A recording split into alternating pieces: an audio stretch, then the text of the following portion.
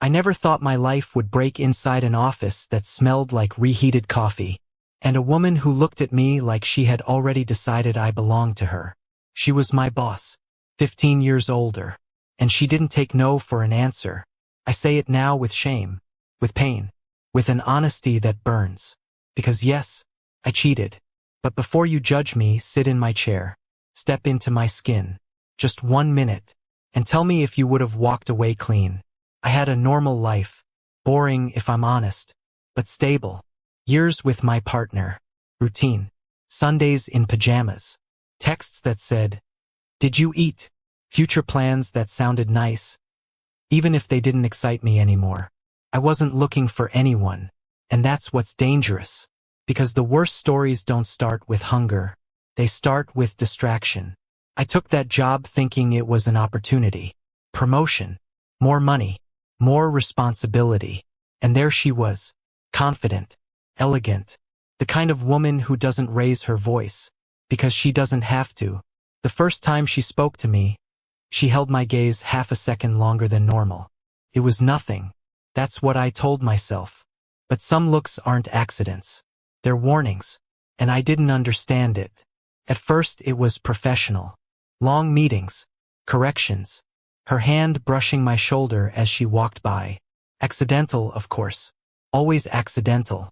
But my body started reacting before my mind did. And that scared me. I'd go home and hug my partner, but I carried this dirty feeling of hiding something that hadn't even happened yet. Do you know that fear? It's not guilt yet. It's anticipation. It's knowing you're walking toward an edge, and you're not stopping. She started looking for me. Stay a little longer. I need to review this with you. I trust you. Trust. What a dangerous word when it's loaded with intention. Offices empty differently at night. Sounds change. Silence pulls people closer. And there, in that silence, she started telling me about her life, divorce, loneliness, kids who didn't call anymore, an apartment too big for one person. She didn't cry, but her eyes asked for company, and I felt chosen, not loved, chosen. And that's a drug. One night she said, "You're different," soft, like a secret. I should have left. I should have made an excuse.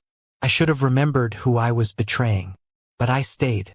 Because when someone really sees you, after years of feeling invisible, it's intoxicating. She moved closer. Not rough. Not cinematic. Slow. Her perfume arrived before her lips. And my mind screamed, no. My body said something else. It wasn't wild passion. It was surrender. And that detail still hurts the most. She didn't force me, didn't push me, didn't blackmail me. She held my face and gave me time to choose. And I chose wrong. I thought after the kiss everything would return to normal. Naive. Decisions don't disappear. They expand.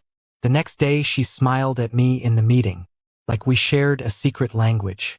I couldn't look at her without feeling heat, shame, excitement, fear, all mixed. I'd come home and my partner would talk about her day, and I'd nod, while remembering hands that weren't hers. That's when the real betrayal started. Not with the kiss, with the silence. Lying isn't always inventing stories. Sometimes it's hiding glances, or burying memories, and I was becoming someone I didn't recognize. She didn't stop. If anything, she got bolder. Messages outside work. Casual photos that weren't casual. Invitations impossible to ignore. Just one drink. To talk. There's never just one drink. That night, there was no resistance. There was hunger. Stored. Forbidden. The kind of hunger that makes you justify the unjustifiable. I remember the hotel mirror. My reflection. My face. I looked like someone else. And maybe I was. Because the man who crossed that door knew he was breaking something that would never go back the same. But he kept going. And that is what weighs the most. It wasn't a second-long mistake. It was a chain of conscious choices. Every button undone. Was a promise falling apart. After that, I lived split in two. At work, desire. At home, guilt. She wanted me close. Demanded attention. said I made her feel alive. And the worst part? I felt alive too. That's the poison of infidelity. It's not just sex. It's validation, escape, the illusion of a better version of yourself. But illusions expire. I got irritated at home. Short answers. Excuses to leave. My partner noticed. They always notice. You don't need proof when love changes temperature. One night she asked, "Is something wrong?" And that something was an ocean. I said I was stressed. Easy lie. Cowardly lie. She hugged me, and I felt myself break inside. Because I was being held by someone who trusted me, while I was betraying her in slow motion. It wasn't dramatic. No screaming. No chase scenes. Worse. Quiet. I forgot to log out of my phone. A message. A notification. That was enough. When I got home, she was sitting on the bed, my phone in her hand. She wasn't crying. And that silence froze my blood. She looked at me like a stranger. No yelling. No insults. Just, "Tell me the truth." And for the first time, couldn't lie. Confession isn't freedom. It's demolition. Every word leaving my mouth. I watched her shrink. Not from anger. From pain. That clean pain. That has no defense. The loss. She didn't throw me out that night. That made it worse. We slept in the same bed, with an abyss between us. I heard her broken breathing, her contained sobs, and I understood something brutal. Infidelity doesn't end when you leave the other person. It starts when you break the one who loves you. Days later she left. Suitcases. Silence.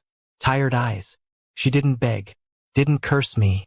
Just said, "I hope it was worth it." That sentence follows me. Because no betrayal is worth a broken life. And I learned that late. You always learn it late. I thought I'd end up with my boss.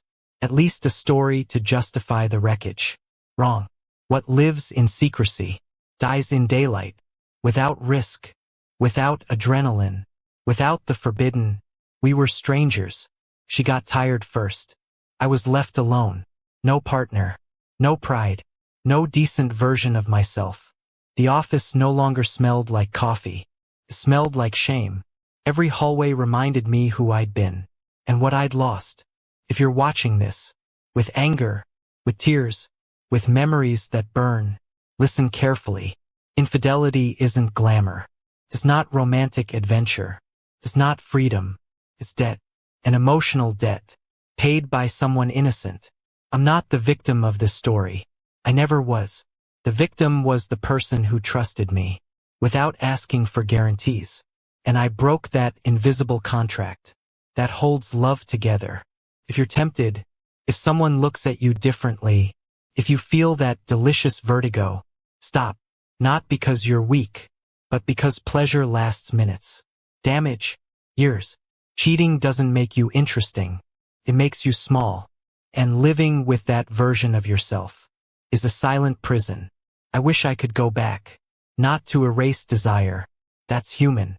But to choose better. Because at the end of the day, we're not what we feel.